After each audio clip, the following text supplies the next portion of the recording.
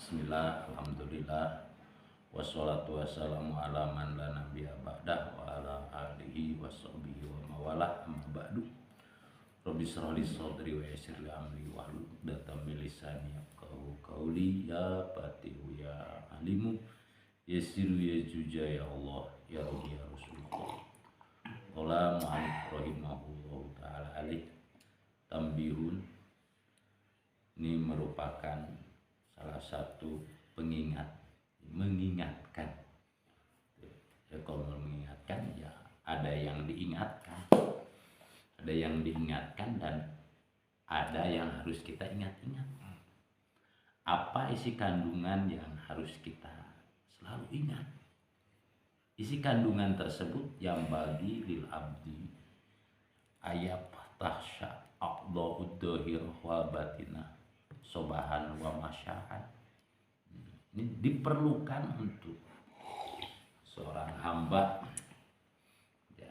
Pemahaman abdun itu dalam posisi adalah ubudiyah ya. Pengertian ubudiyah adalah selalu realisasi dalam hidupnya menghamba terhadap Allah Subhanahu wa Ta'ala.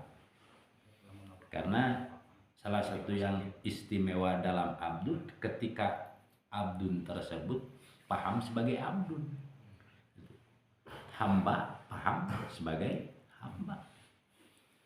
Karena memang posisi tidak dipungkiri dan tidak lepas dari kenyataan. Itu memang abdun, cuman abdun tersebut tidak paham apa sih abdun tersebut. Itu konsep dasar Al-Quran dijelaskan dalam salah satu ayat, wa ma khalaqtul jinna wal insa illa liya'budun. Allah Ta'ala menciptakan jin manusia itu liya'budun.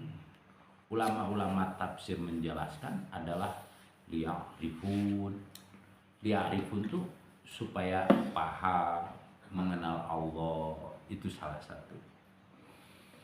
Karena posisi kehambaan ya harus memang tepat porsinya. Apa porsi hamba?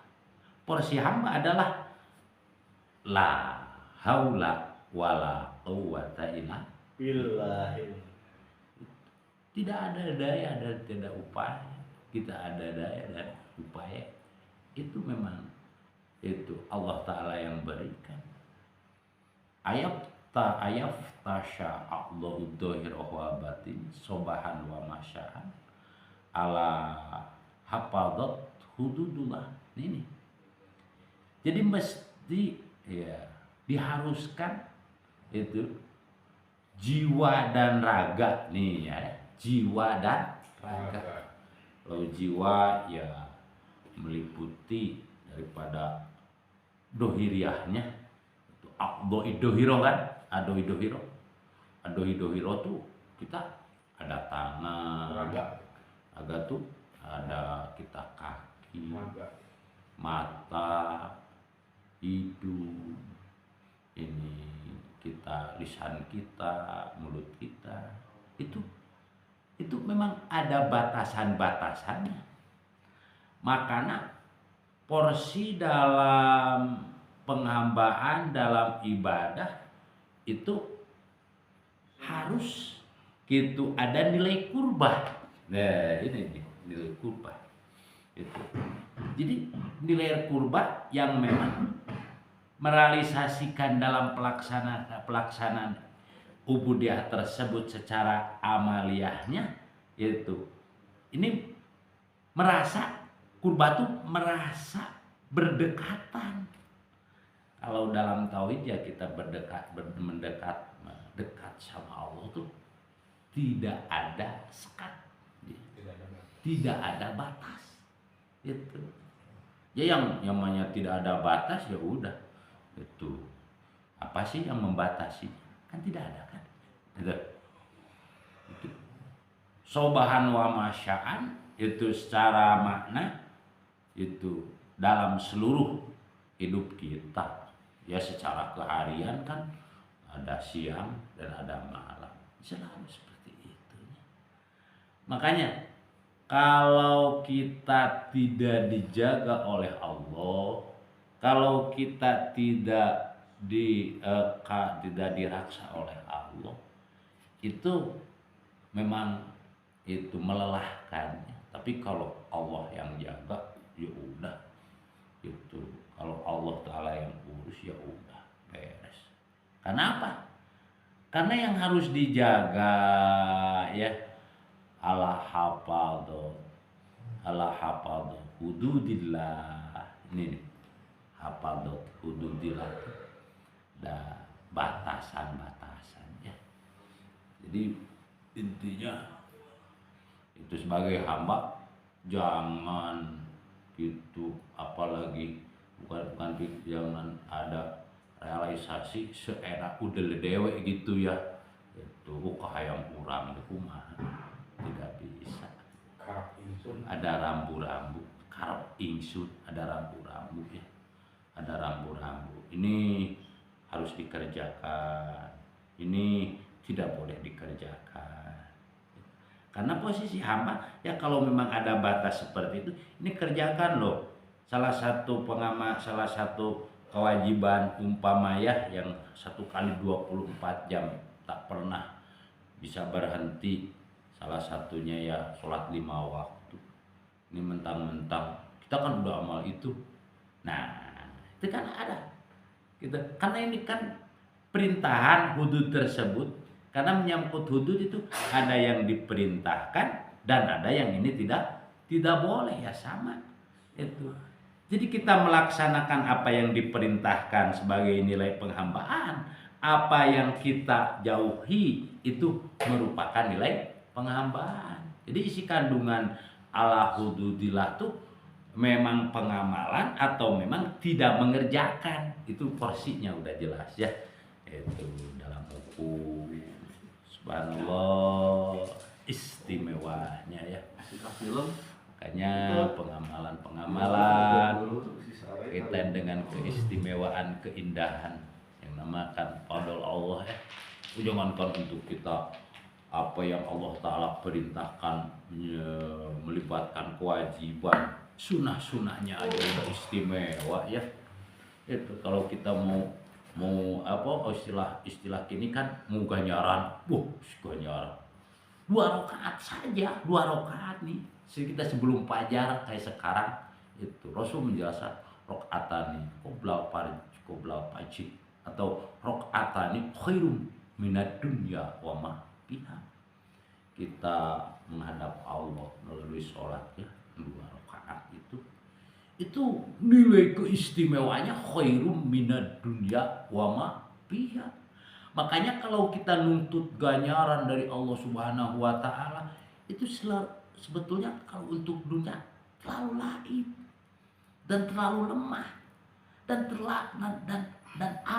bagaimana untuk menempatkannya.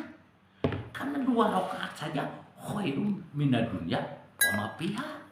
Itu dalam pengamalan sunnah. Subhanallah. Makanya saudara-saudaraku seiman itu, apalagi kan kita setanah air ya, yuk itu kita laksanakan, kita kerjakan, dan memang pada fakta pelaksanaan dan pengerjaan itu memang ditolong oleh Allah. Kalau tidak ditolong oleh Allah, bagaimana kita bisa? Itu yang sulit. Makanya kita menyerah sama Allah. Itu konsep Al-Quran salah satunya, Rabbana tawakkalna ilaika. Itu kita menyerah diri sama Allah, biar Allah yang urus. Subhanallah.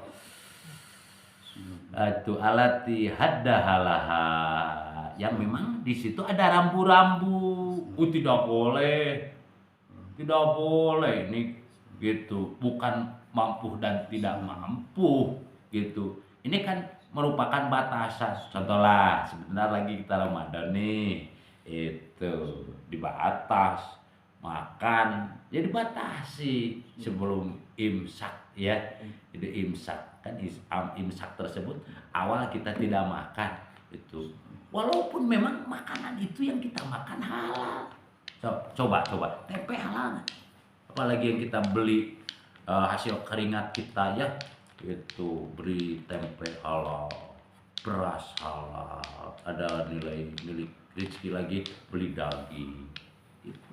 Karena di situ ada batasan itu. Kalaupun itu makanannya halal, itu kita tidak boleh gitu meronta hati kita, kok nggak boleh sih, kan makanan kita halal. Bukan masalah halal dan tidak halalnya, di situ ada batasan. Kalau memang Ramadan sudah datangnya imsak, ya tidak boleh walaupun makanan halal. Ya di situ ada jeda ya, itu iftar kita buka. Iyalah, kita sabar sejenak, kok nggak lama, cuman 12 jam ya. Itu dari mulai imsak tersebut sampai datangnya maghrib itu. Makanya itu batasan-batasan tersebut tuh itu. Makanya ketika kita memang melaksanakan yang itu tidak boleh, sama nilai taat di hadapan Allah.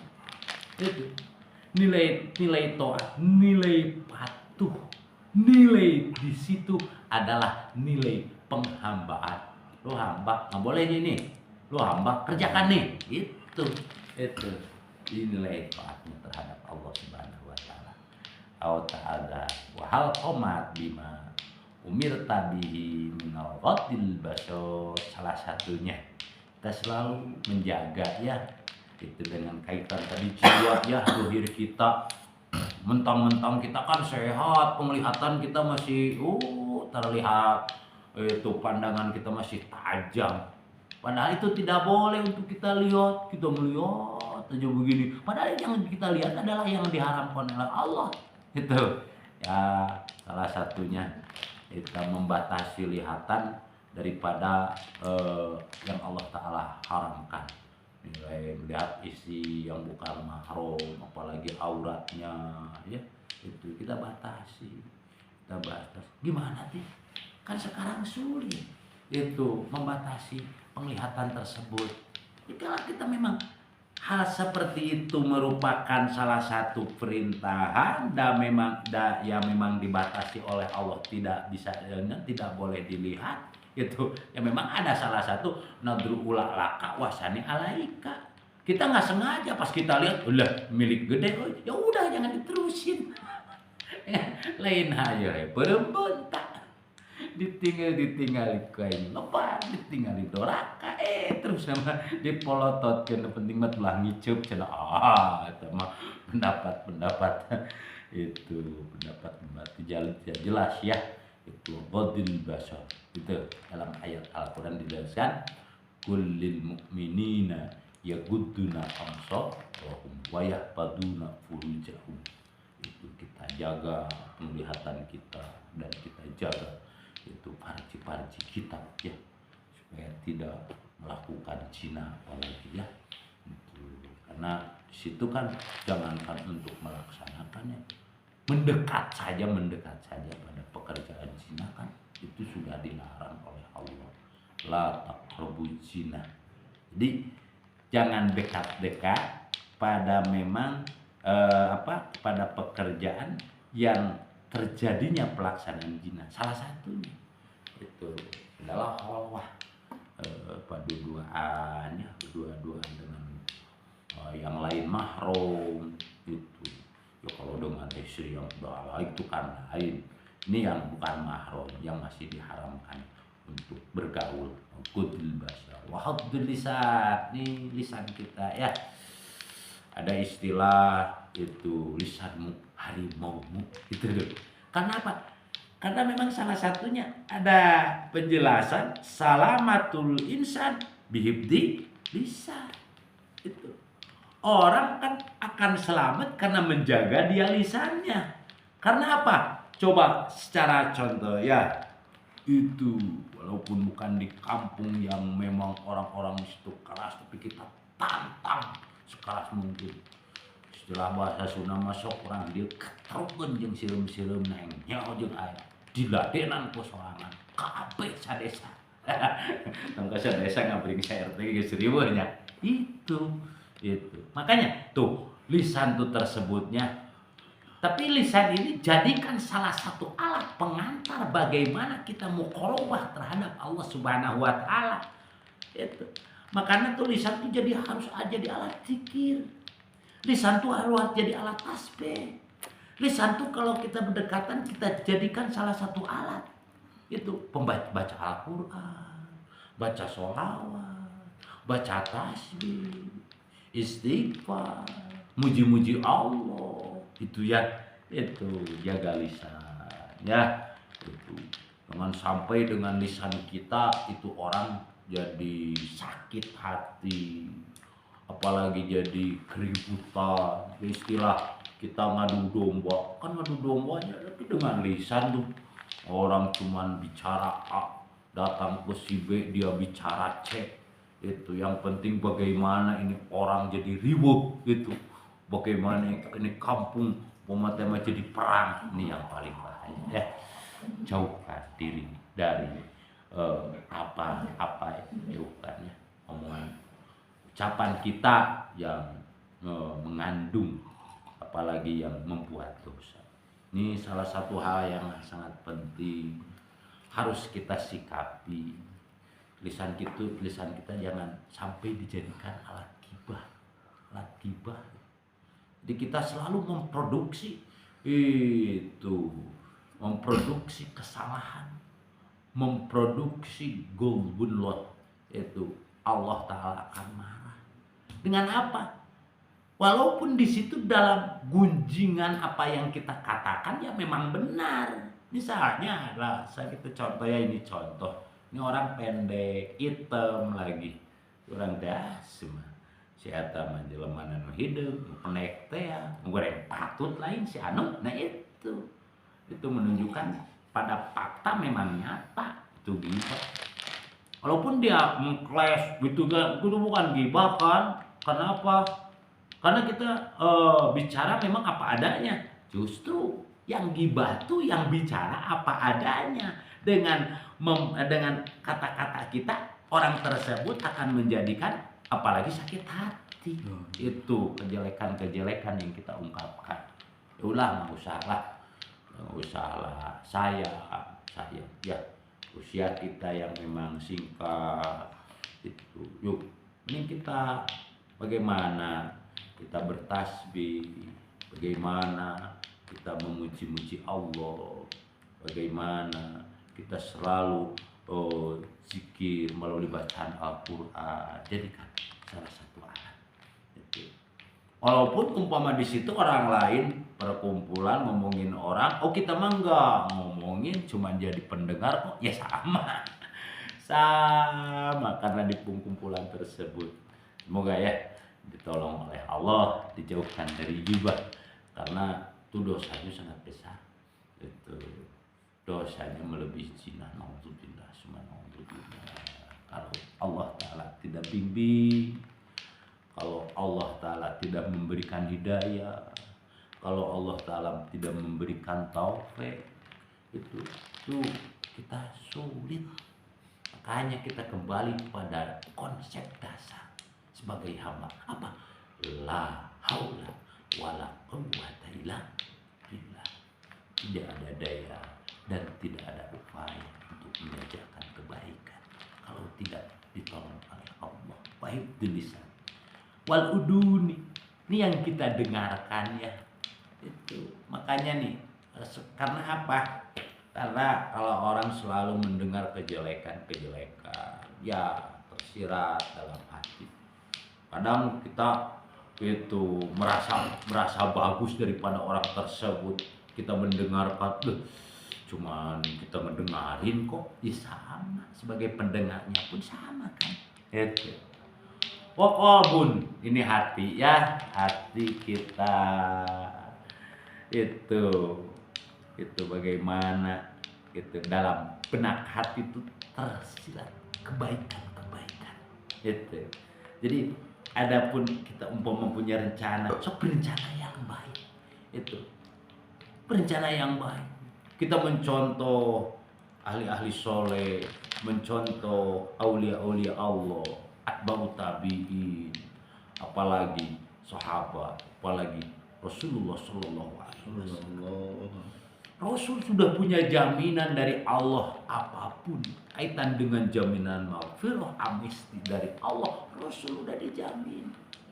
Kaitan dengan fasilitas, silahkan yang mau Rasulullah fasilitas seperti apa Allah berikan. Tapi ketika sholat malam Rasul subhanallah sampai bengkak tuh kaki Rasulullah Shallallahu Alaihi Wasallam. Subhanallah, suatu ketika bertanya itu Sayyidatina Aisyah radhiyallahu anha, lah kan Rasul udah ada jaminan dari Allah, udah ada jaminan itu ampunan, udah ada jaminan fasilitas, udah ada jaminan yang sekarang sama yang ke depan, udah ada dari Allah. Tapi pengamalannya begitu istimewa. Apa jawaban Rasulullah Sallallahu Alaihi Wasallam?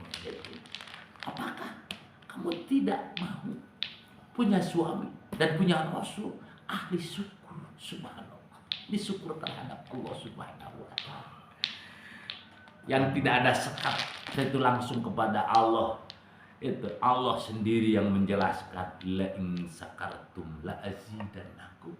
Ini keistimewaan, itu pengamalan terus, itu kaitan dengan kenikmatan terus Allah Subhanahu Wa Taala berikan. Wuguri dalik dan lain-lainnya ya, lawajil ikhlas, hingga nurani kita yang dijaga oleh Allah itu. Karena apa? Gitu. Karena keikhlasan bukan apa yang kita bicarakan, tapi kemurnian. Ikhlas secara kata bisa aja disebutkan itu apa adanya, adanya Allah Ta'ala memberikan pengamalan oleh sholat, Allah Ta'ala memberikan zikir, Allah Ta'ala memberikan fasilitas sehingga dia bisa memberi, istilah pemberi dan penolong gitu. Itu dia niatkan dalam nuraninya memang ini gitu, kemurnian dari Allah gitu. Makanya salah satu keistimewaan dalam ilmu tasawuf ya, itu kita paham anilah tuh itu. Jadi ketika dibuka oleh Allah itu udah nggak usah lihat kerjaannya itu banyak dan sedikitnya aman. Ketika dibuka ini salah satu, padahal kita cuman menyantuni yatim dengan nilai sederhana cuma 50.000 kok dibagi dua misalnya. Tapi dibuka oleh Allah tuh yang 50.000 dibagi dua yatim tersebut tuh merasa ini memang dari Allah semuanya, itu rezekinya dari Allah, melaksanakannya dari Allah Subhanahu Wa Taala. Apalagi kaitan dengan penyayang yatim ya, sehingga Rasul menjelaskan dalam hadisnya, anak wakafilul yatim, itu anak wajitu anak wakafilul yatim hakada berjannah. Ini istimewa subhanallah, bersama orang-orang pecinta yatim dalam posisi yang memang itu posisi kenikmatan dari Allah Subhanahu Wa Taala. Kalau bicara kita memang fasilitas nikmat, istilah surga ya, mana itu salah satunya ada penjelasan la ainun ro'a wala udunun sami'at wala qalbi basar khata. Seandainya kita merasakan keindahan itu belum seberapa. Seandainya kita di sini merasakan enak-enaknya dikaitkan dengan kehidupan yang ini, itu bukan itu. Subhanallah. Semoga kita ditolong oleh Allah dalam keseharian kita munajat. Ihdinas syiratal mustaqim. Ya Allah, bimbinglah aku di jalan yang memang itu engkau ridhoi. Itu yang harus kita selalu kita munajat ya. baik siang kita, malam kita, sore kita, pagi kita, ya. Wahal qomat bima umiyatu bihi min al-ghadi wal basar wa hifdil lisan wal umlaqa wa qarir bal itu awalam takut. Nah, ini awalam takut. Bagaimana kalau tidak? Nah, bagaimana kalau tidak? Kita tidak melaksanakan dengan hudud-hudud tersebut. Itunya. Itu. Makanya dalam posisi abdun itu kan pertama yang tadi yang awal saya jelaskan itu adalah makom penghambaan. Itunya. Yang kedua memang ada makom ubudiyah. Itunya itu makom ubudiyah itu ketika Allah Ta'ala beri, dia selalu merasakan ini pemberian. Betapa istimewanya ya Allah. Kau berikan aku usia, kau berikan aku tambah usia, kau berikan aku tambah bisa memuji-mujimu. Itu salah satu nilai penghambaannya. Itu. Fa in ro'a jauh min jawarihi ato'at syukrullah. Nah, kalau memang dalam posisi tersebut itu dohir dan batinnya itu ya jawarih dan kalbunya itu untuk memang diposisikan sebagai hamba, sebagai sahabat yang syukur.